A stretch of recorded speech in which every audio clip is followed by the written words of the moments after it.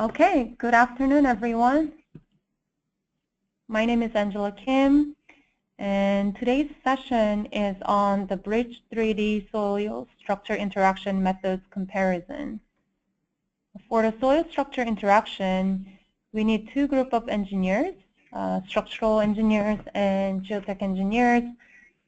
We are going to cover different soil structure interaction methods using Midas Civil, Midas Bridge structural software, commonly used by bridge or structural engineers, and Midas GTSNX, which is a Midas geotechnical software, more commonly used by geotechnical engineers. And we are going to present what are the different approaches available and how do you handle them using Midas family software, and the differences, which one's more efficient depending on what is the condition you're dealing with, what is the benefit of each approach, and etc. If you have any questions, feel free to submit it. You should be able to see the question box. We are going to cover some questions at the end that were submitted at the registration. And we will also hear from the Caltrans representatives to see what questions or feedback they may have. The session was originally requested by the Caltrans engineers for a specific project that they are interested in using the different approaches of Midas soil structure interaction methods.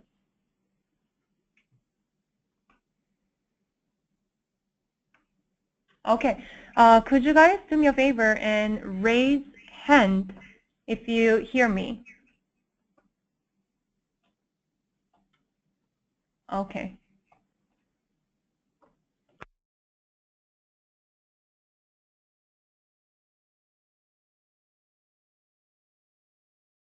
Okay, thanks for the confirmation.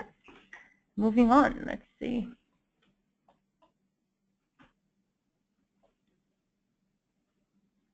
Okay, so this soil structure interaction series is composed of total 3 sessions. The first one is the Bridge 3D SSI methods comparison, which we are covering today. Briefly speaking, we are going to cover the 2 methods for the soil structure interaction. Largely, we can divide it into, indirect or substructure method, in which we reflect the soil property using soil spring data. This is the common approach used by us structural engineers. Then, secondly, we have the direct method, in which we reflect the soil property by directly modeling soil using a geotechnical software. The indirect, or we can also call it substructure method, may be more simple and convenient to manage from the our structural engineer's perspective. However, the indirect or substructure method, it may not be feasible or it can be inefficient when complicated issues are involved, such as liquefaction, lateral spreading, or if you are dealing with poor soil condition for where your structure needs to be built. Then the direct method comes in as a more efficient solution. We are going to focus on the direct method of the soil structure interaction during this series of seminars. The second and the third session dates are yet tentative as of now. The official invitation will be sent to all of you within a few days. So keep your keep eye on it. Now first, the Bridge 3D SSI methods comparison. Give me 1 second. Okay, so let's start today's session. I'm also here with my colleague Francisco. He's a geotech consultant and currently present here with me at the New York office. I'll briefly walk through the structural method, the indirect or substructure method prior to Francisco's presentation.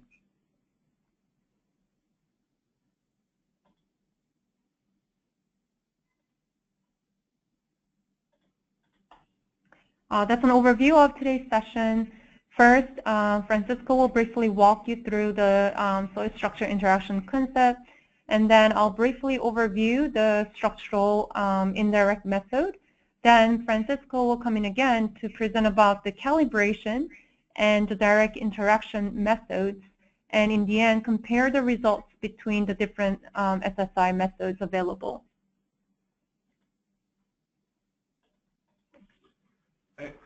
Hi everybody, my name is Francisco. So I'll go briefly over the concept of soil structure interaction. As the name implies, it's how structure is going to react or interact with the ground itself, particularly under an earthquake. Geotech engineers are more concerned of how the seismic wave would be affected, interacted by the ground itself, the type of soil, whether it be as it's going through ground or rock, or a softer soil like sand or clay that could potentially amplify it as it reaches the surface. Whereas the structural engineer cares more about the structure itself and how its type of foundation are going to affect or be affected during the same earthquake. So you can see how it's very important that both of these work together, ideally under the same model. So there are two main approaches for doing this. As we were going to cover today, or mentioned that we will cover today, we'll share the main differences. The substructure method, the problem is broken up into two. The geotech engineers work only on the ground side of it, what we call the free field analysis. So they would look at the ground before anything is constructed, and they see how the soil layers themselves during a seismic condition will interact or affect the soil itself or the seismic wave itself. Then they share this information in what would be applied to soil springs, to the structural engineers, and they model the ground and apply these springs directly to the foundation. So the problem is basically broken up into two.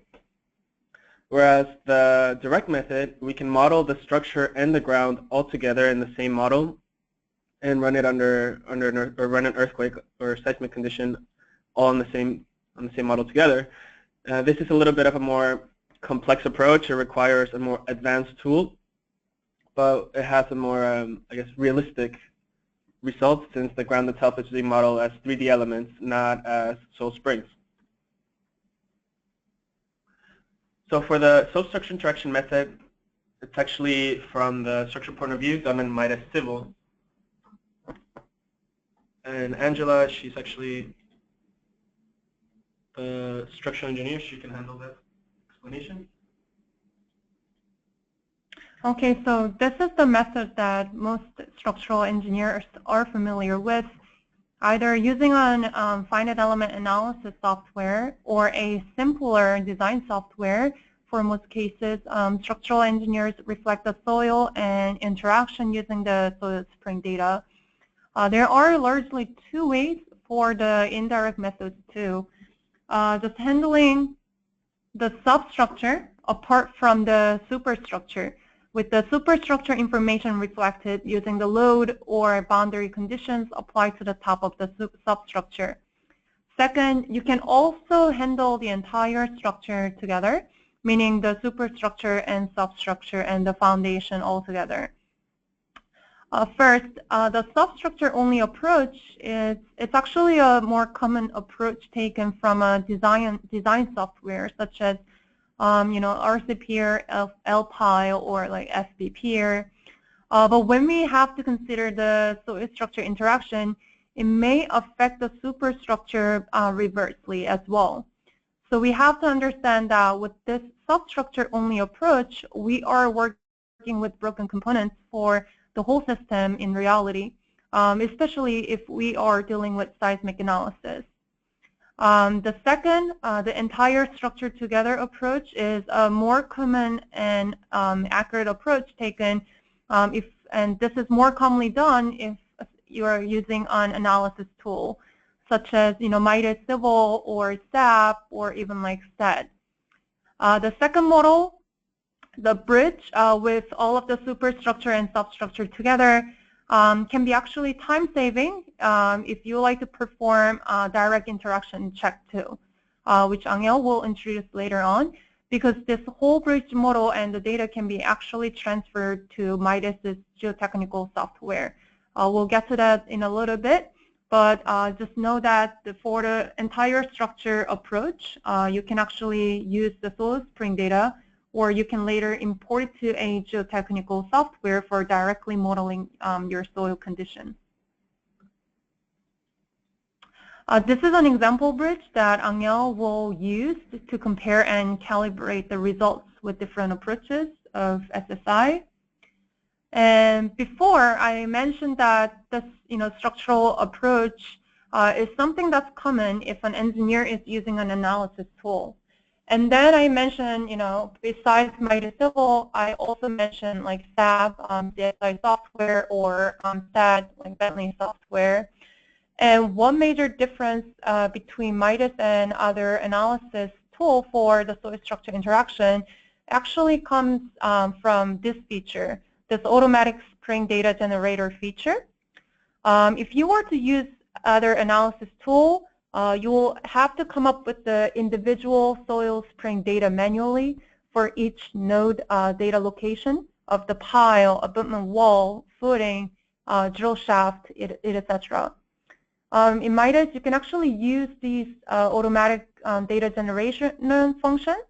It will allow you to get the initial spring data based on the basic soil parameters, the basic geometric information of your abutment wall, the pile diameter, and things like that.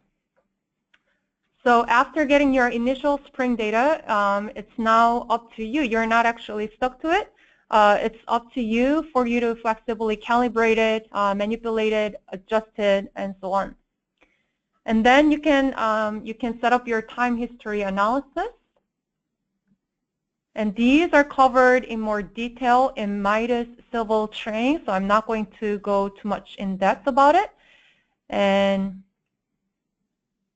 then these are just a couple screenshots of the main results which will be compared with the direct SSI method with Angel's approach at the end.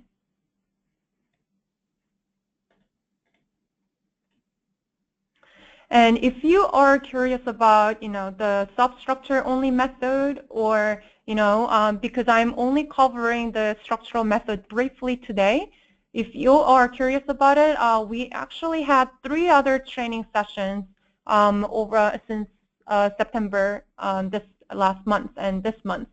So the 3 training sessions, the first one regarding the substructure only approach. So basically, just working with your peer cap only. And the second approach, actually working with the entire structure with the springs applied at the your underground portion of it. All of these structural approaches are actually covered in previous civil trainings.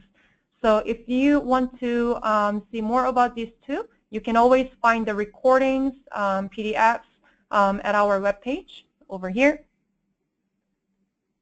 And now we'll get to the main portion, the direct method, and Francisco will be back.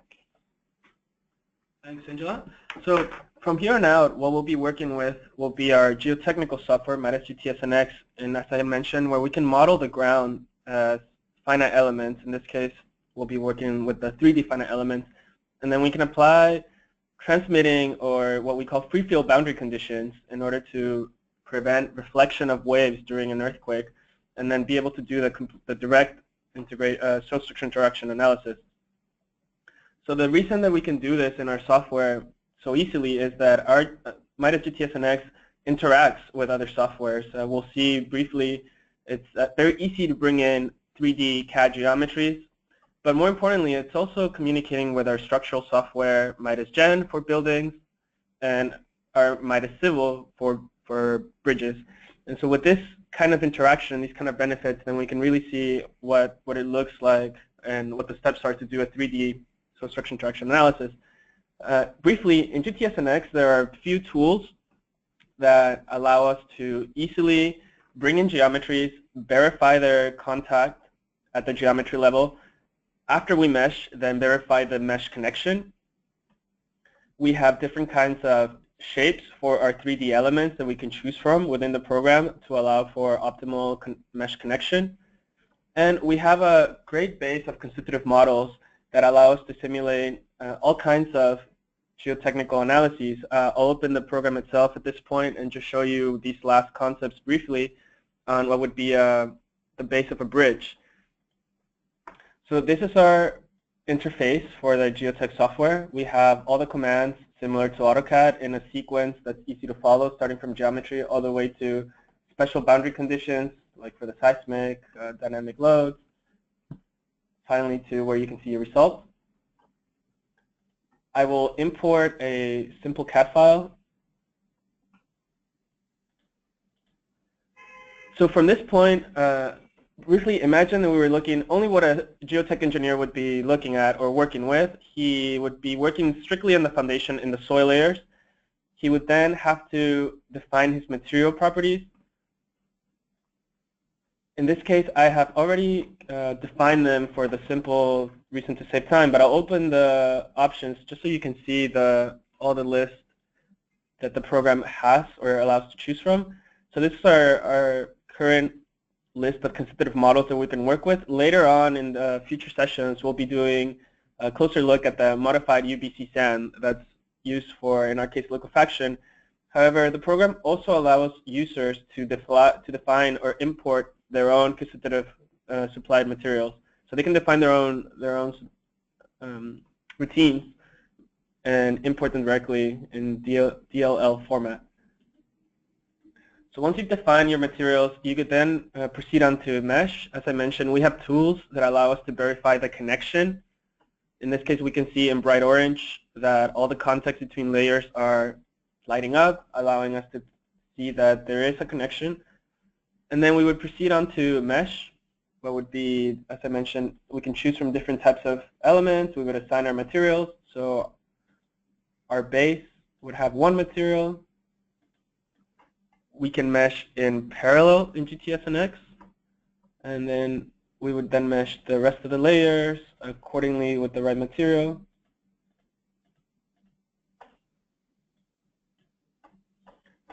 And lastly, we could then check the connection of these as well. So we have tools prior to and after for measuring connection. In this case, we see that we're still missing to mesh the piles inside, but we don't see any of the divisions between layers. So just some quick tools that can get tricky for 3D while meshing in 3D. So we will proceed on to mesh the 1D elements. The program allows to also mesh pile interfaces and pile tip elements, depending on what it is you're trying to model, or what behavior the pile interface is usually for skin friction of the pile itself. So it all depends what kind of behavior you're trying to work with. And then lastly, as I mentioned, from here on out, we would then apply, depending, a simple case would be some sort of static analysis or settlement analysis. So we would automatically apply our boundary conditions, and the structural engineer would send to the geotech engineer some sort of table with point loads, and that's how they would simulate up to this point what's happening with the structure. You would apply some sort of distribution of loads. You can then potentially do some sort of analysis in stages for construction or such. However, with GTSNX, what we can really do then is take it to the next level, as I mentioned, especially for the seismic aspect, and import the full structure. So for the seismic aspect, the program allows the following kinds of analyses. We can do the linear equivalent via free field 1D, where you model the soil by layers and then get your charts for the displacements, velocities, accelerations. And you can also do 2D linear equivalent. Both cases you use your dynamic curves. And in this case, however, you can already start using finite elements, and you can include simple structures. From then, you can jump into a more complex analysis. It would be like the time histories. And this is where you can do it in 3D. You use your time history functions, and you can import the full structure. So for GTSNX, what we can actually even do is go through a sequence where we start off using our dynamic curves for our linear equivalent analyses.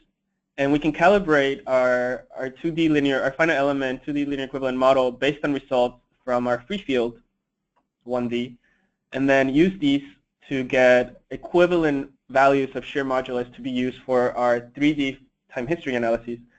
So in this case, the approach has already been to use a dynamic curve, use the same time history function that we were using for our bridge model. And in this case, we're looking at the acceleration at the surface. So how much has the ground affected, or in this case, amplified the acceleration? And we're looking around 12 meters per second at the surface for our short time history analysis. And if we were now no longer doing free field, but if we were doing a little bit further when we're starting to look at embankments and potentially the base of the structure, then we see that at the surface of the embankment, we would expect an acceleration amplification of close to 14 meters per second squared. So this is, again, using the dynamic curves, using the linear equivalent approach. If we were going to jump into 3D history analysis, time history, you can no longer use dynamic curves for your 3D models. However, you can get values of your max shear, look in the table, and get the equivalent or updated shear modulus that you should be using for your time history element or soil properties. So this is basically the procedure. There is another tutorial that we can share with you of how we go more closely looking at starting from free field, validating the same results, looking at 2D linear equivalent, obtaining the equivalent shear modulus, and then running the same 3D for a time history.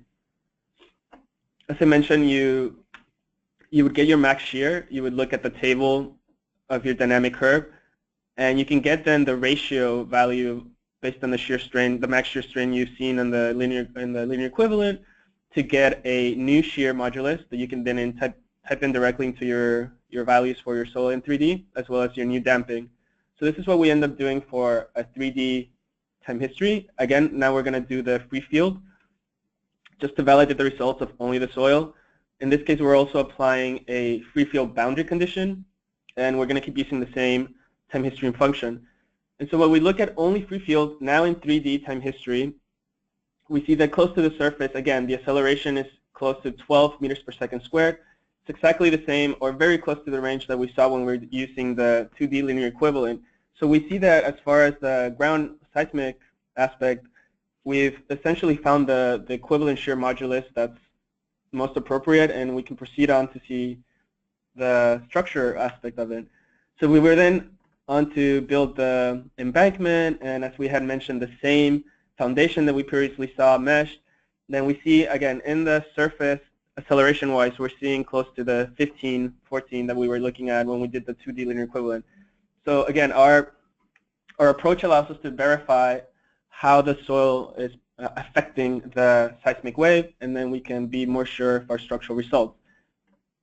So again, up to this point, everything is kind of what the geotech engineers have been doing.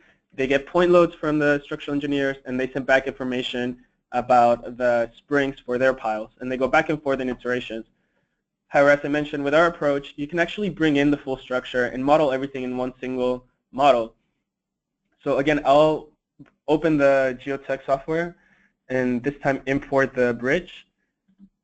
So briefly, also show you, this is the Midas Civil model. In this case, what I would do then is I would tell it that I want to export. It's an MXT file, which is what my program can read. I would then just save it in a folder that I want to find. And we see that it's actually a text file. But this text file has all the information about the sections.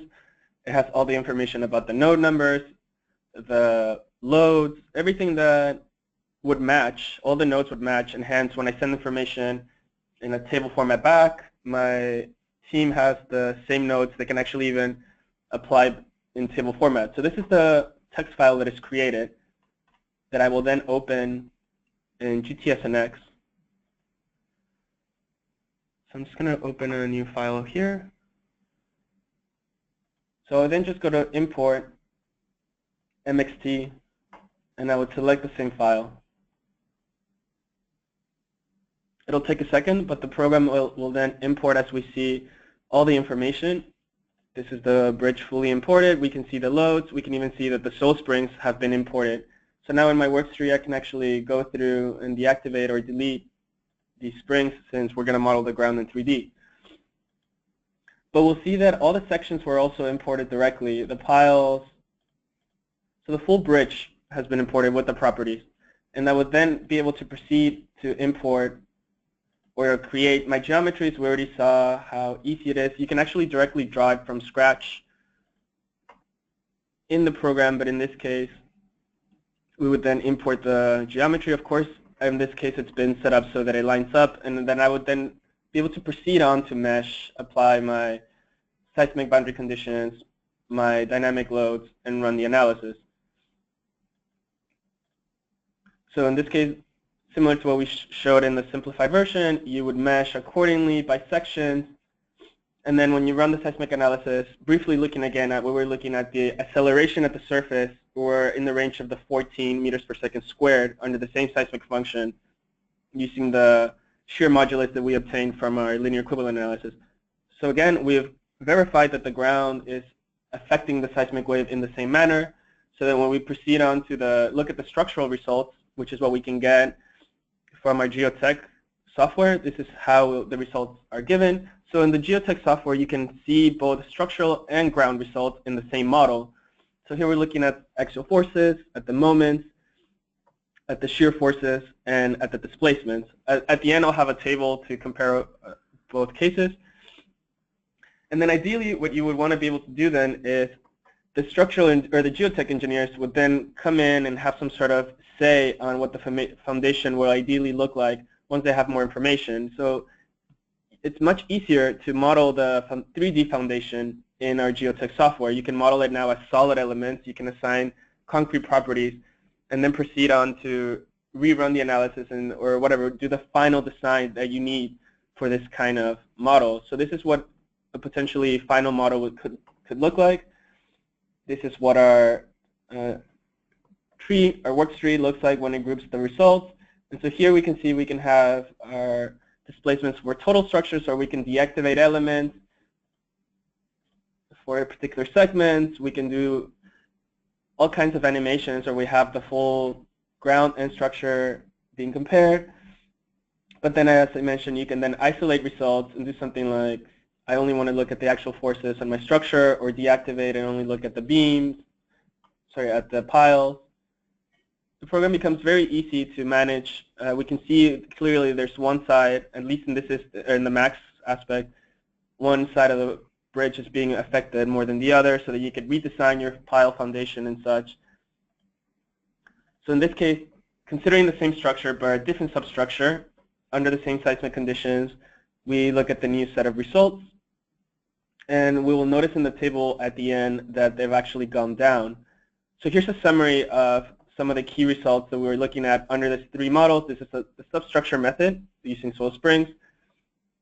And then this is using this exact same bridge foundation substructure. And this is when we updated the new base model in GTSNX. So we see that we've reduced the displacement of the structure itself, actually reduced all the results, the forces, the moments, and the shear forces, depending on our new updated base.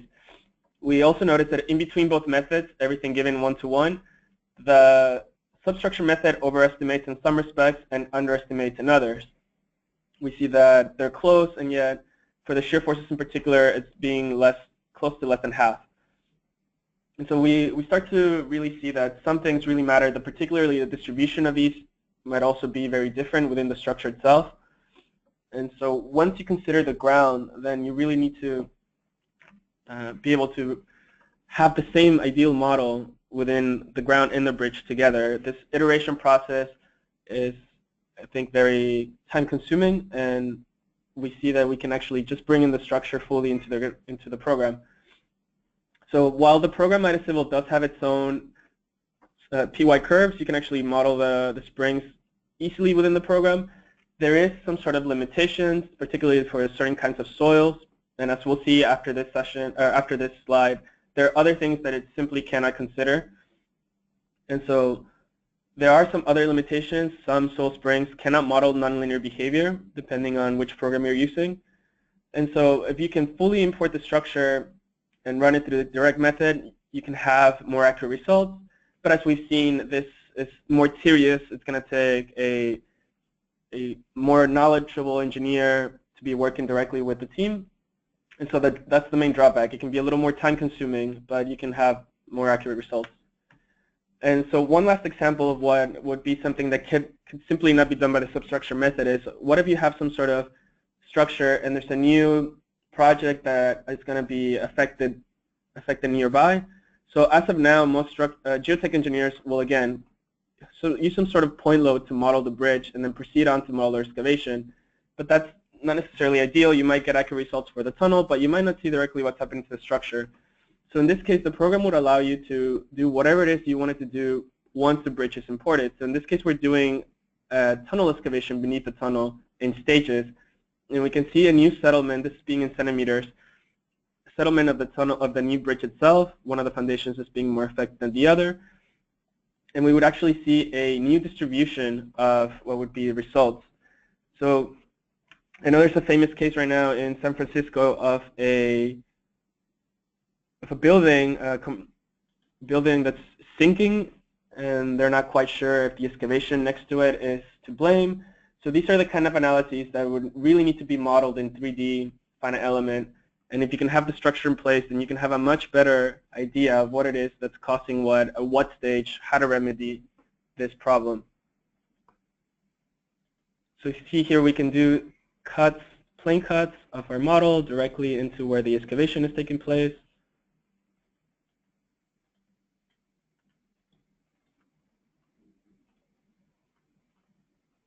So we see we can get our structural results as well as our reinforcement results of the tunnel itself. So all depending on the type of element you're using, the program will allow you to isolate, verify, or easily extract these results.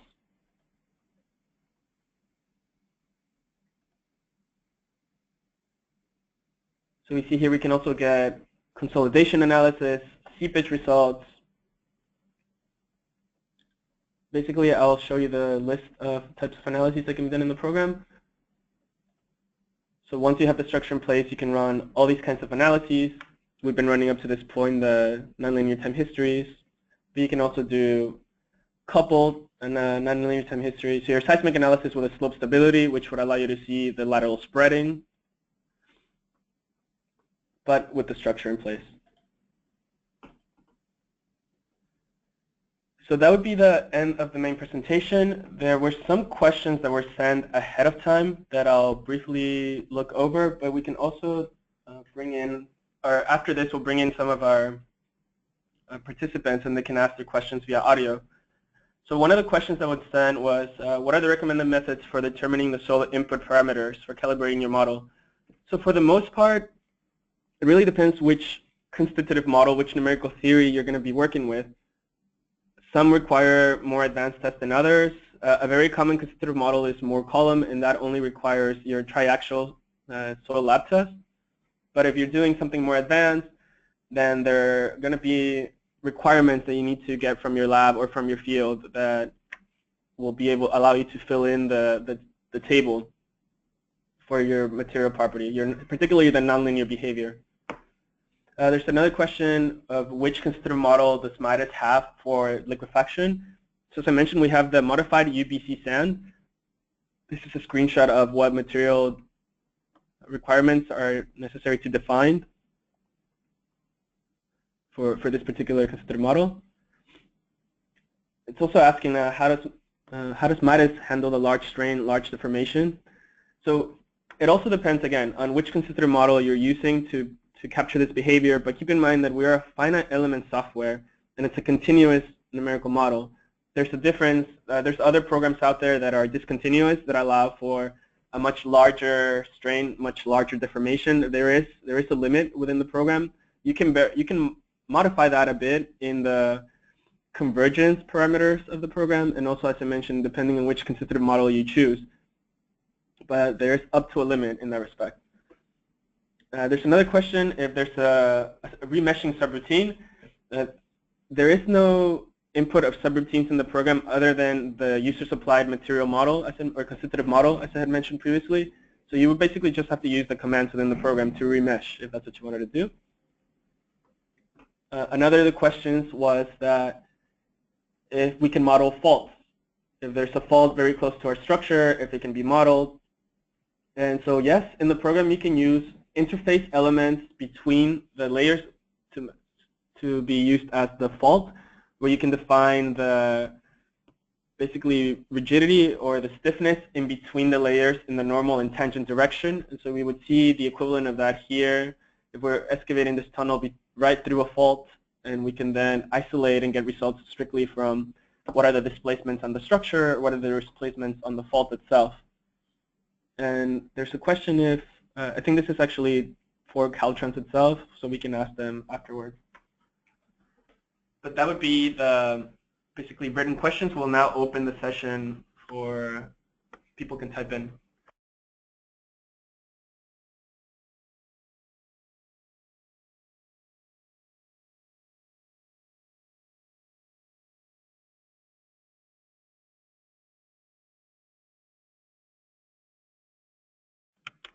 Okay, please give us about a minute.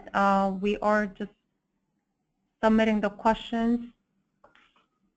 And also for the Caltrans group, if you have any questions, you will be speaking up at the end of the Q&A. But if you can also type it in preliminary, that will be very helpful. Thank you. Just give us about a minute.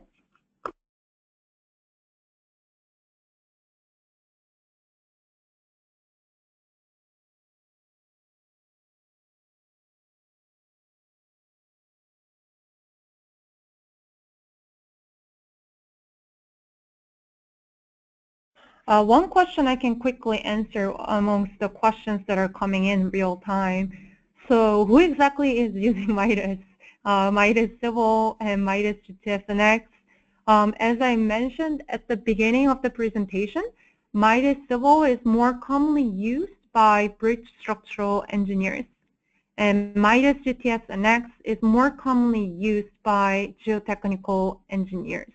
However, there have been several cases that structural engineers use both MIDAS Civil and GTS-NX, especially when they're handling liquefaction issues, or even in the East Coast region, when consultants are dealing with poor soil condition, that they really have to be careful with the geotech analysis.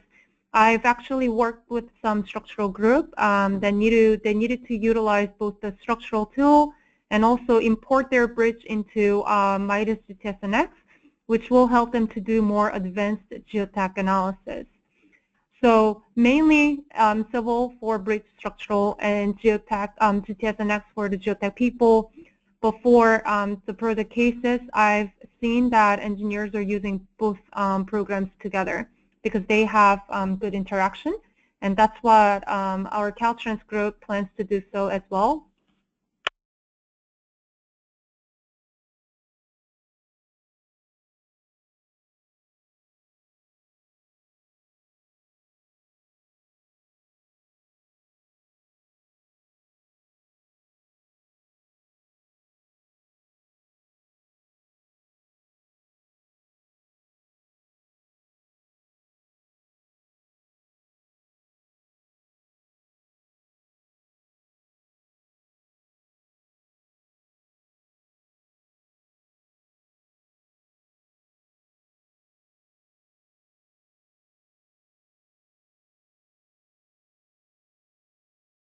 Okay, we have several more questions submitted from our people sitting in.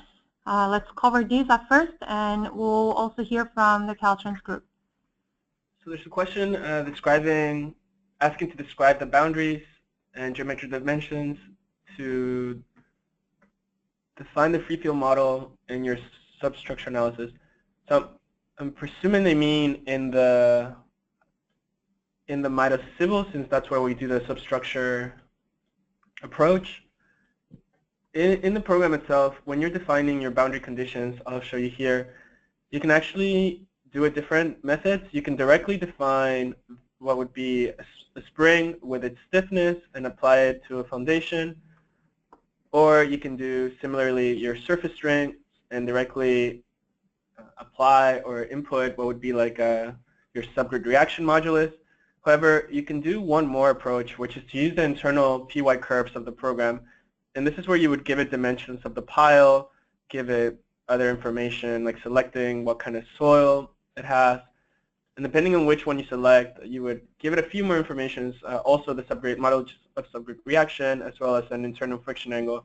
And then you apply them by layers. So if you have several soil layers you're trying to model, you can apply some to some elements and some to others, which is what we did for this bridge. We applied some to the top and some to the bottom. But this is basically the different methods that you can apply your springs to the substructure.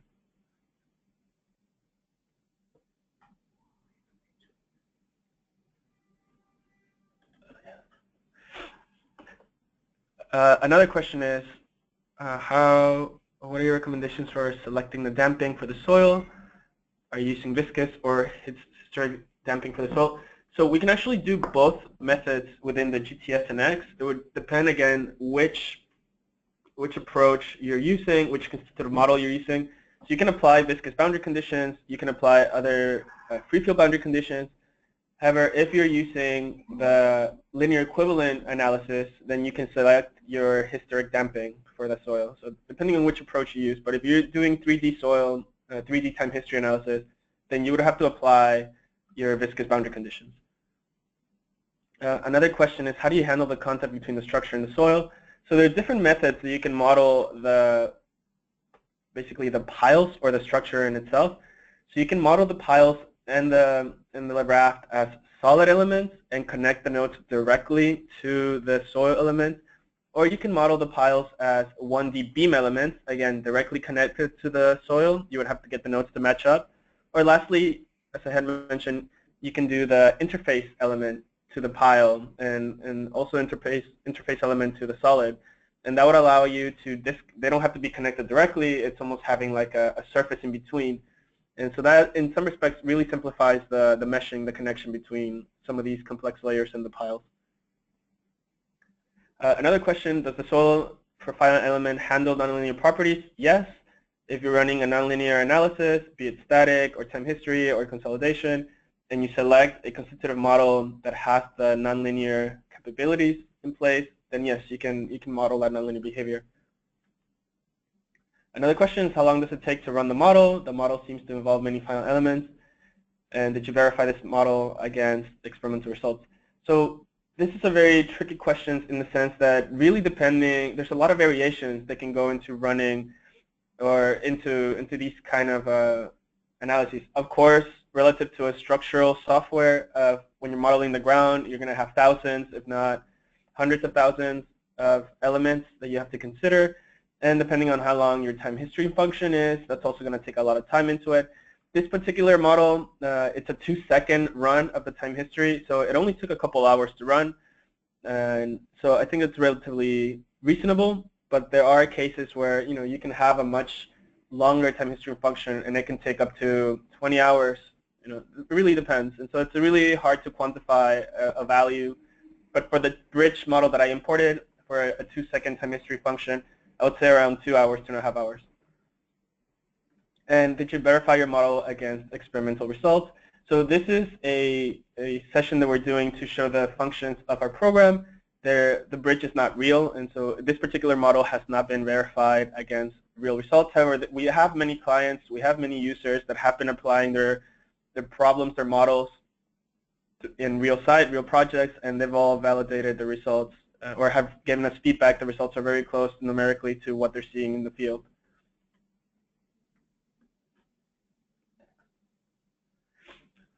Another question is, where do you place your input earthquake motion? So the program allows you to select in either X, Y, or Z direction, or you can even give it an angle if it's depending if you want it to be diagonal. That'll come from the base. So first you tell the program which function and which direction you want it to run, and then once you run the analysis, it will come from the input motion is from the base.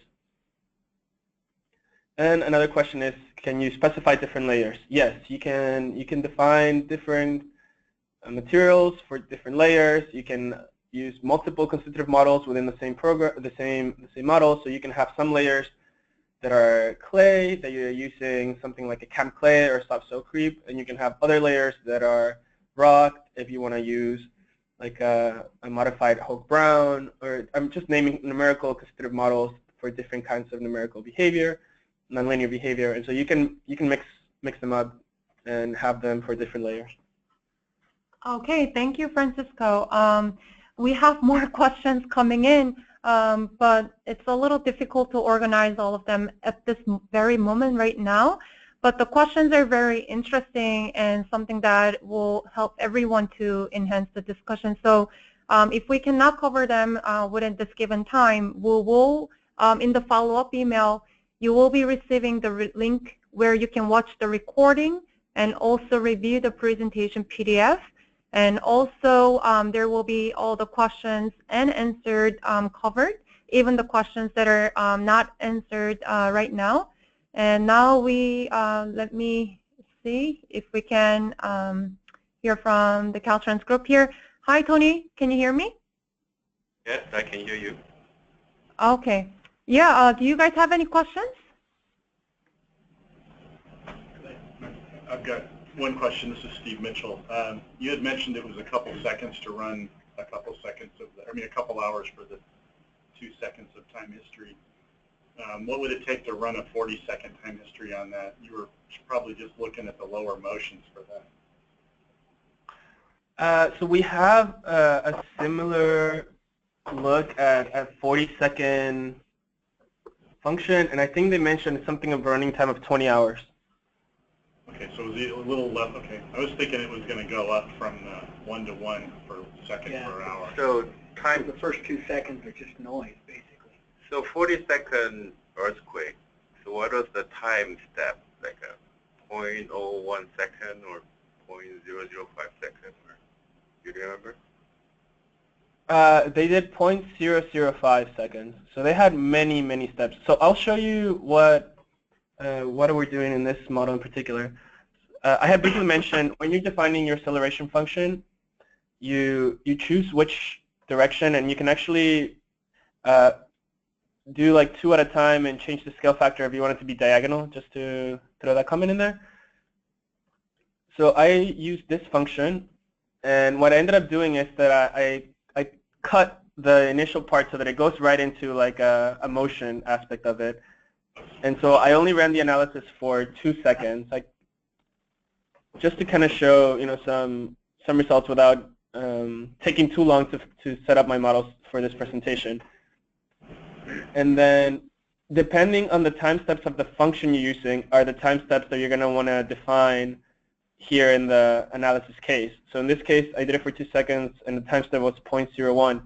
But as I mentioned, the other user that we have, he's doing just because it's fresh in my mind, I think they mentioned like a 40-second time history, and their time step is 0.005, and it's close to 2 hours. Sorry, 20 hours. In the model itself, it was obviously nonlinear soils. How about the superstructure and the substructure of the bridge? The properties of that would be elastic. In this case, when we're importing them, yeah, that would be the elastic linear behavior. Okay.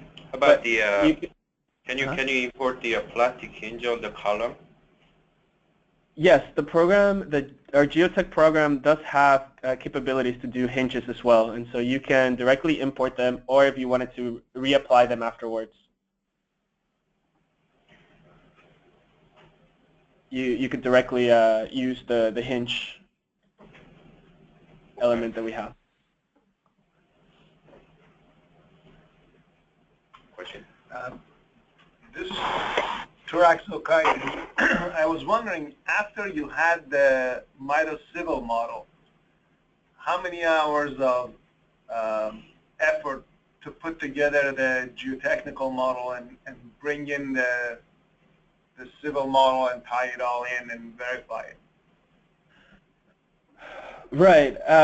So bringing in the civil model takes a few minutes. What's really going to determine how much effort you put in is how much information do you have about your soil layers, and how, I guess, realistic you want your terrain to be. If you more or less make it, big blocks of sections, it would take maybe a couple hours. If you really want to do some of the more advanced features that we have that allow you to import terrain data, and you're going to have many sublayers, then obviously that's going to take a little longer. But the trickiest part is really just making the structure line up with your terrain. And so you can reduce that time by making some assumptions, making some simplifications. But it really, depends on how much time you want to invest on modeling the terrain more accurately. And regarding that question, like we mentioned to you before, in the third session, we will be actually covering the project applications, the actual case studies more in depth. And I think that session might actually give you more clear ideas about, how to set your boundary, how far you want to go in terms of accuracy and balancing between your time. Okay, thanks. Okay, are we all good with the group? So no questions from your group, Tony? Well, I have one question, quick question. Oh, okay, sure, yeah. You guys show the results from indirect method, so-called indirect method and the direct method, and there are quite discrepancies between. So you're going to go through this discrepancy in the following session later, or because I don't know which one is more reliable. So you know what I mean. For example, the shear demand was, the shear demand from indirect method was like about 2 times bigger than the direct method. So as a designer, we need to know which one is more reliable result. So once they refined it, it got back close to what the simple method was, or the substructure. So I hope you guys will go through this one in the following session.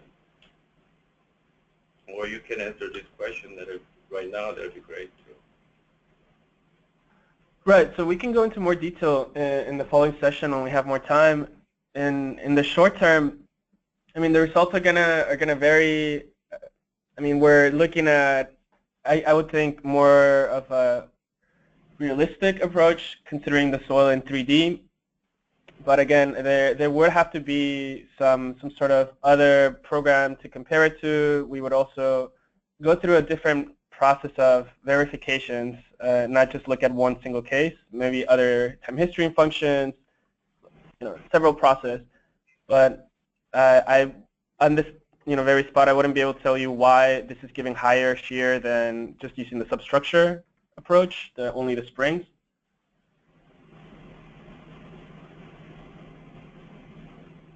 Okay, and just one more thing to confirm, you can do multiple ground excitation?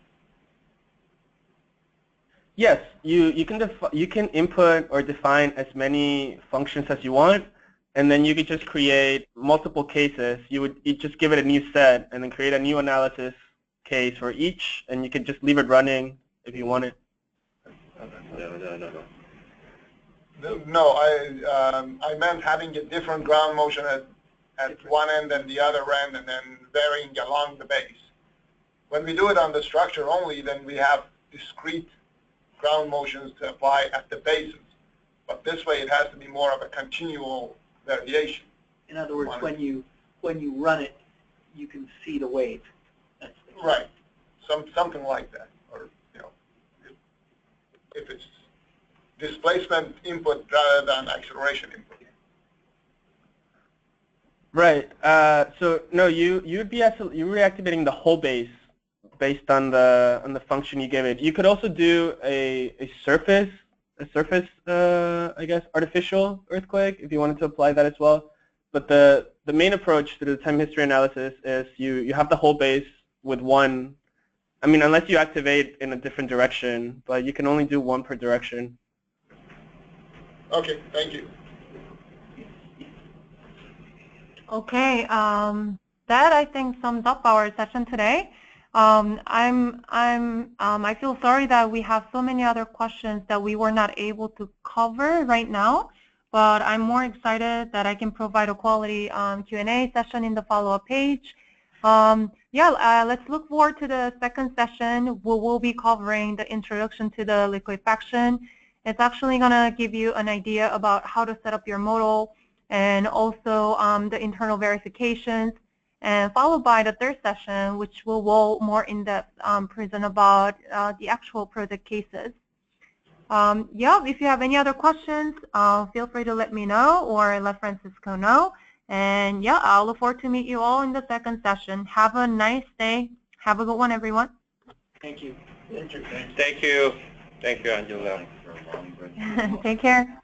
Pretty soon we're not going to have the